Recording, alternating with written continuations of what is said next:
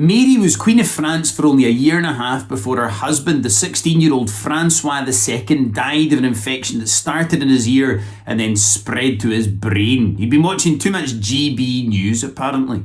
He was succeeded by his younger brother Charles, but the kingdom was actually run by his mother, Catherine de Medici, the Queen Dowager. His mom was in charge. It was just like our Charles.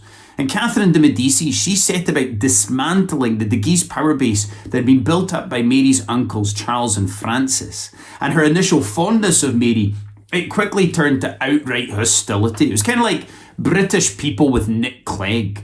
Catherine de Medici, she was on a one-woman mission to stop Mary in her tracks. I mean, she didn't try to have her daughter-in-law killed while she was in Paris. She wasn't like our queen. She just wanted Mary to fuck off back where she came from. She was like a French Priti Patel. And so Mary, she had little option but to return to Scotland. And she met with two Scottish delegations.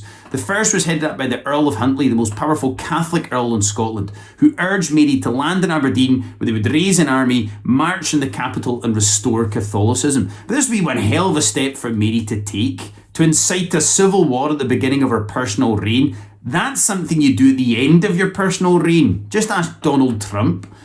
The second delegation, it was headed up by Mary's half-brother, Lord James Stuart, who urged Mary not to mess with state religion. He said that he could not guarantee Mary's safety if she mentioned religion, which is advice that's normally reserved for a drunk uncle at a Scottish wedding. Mary, she opted for the second delegation on the condition that she could hold private mass at Holyrood Palace every Sunday. And Mary, she set sail from Calais on the 14th of August 1561.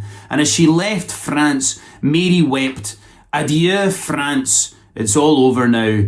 Adieu France, I think I'll never see you again." Mary, she was upset at leaving the luxurious French courts and the pleasant French climate to return to a grey, wet, miserable country full of angry Protestants, something you can experience for yourself by visiting a part of Scotland called Stornoway.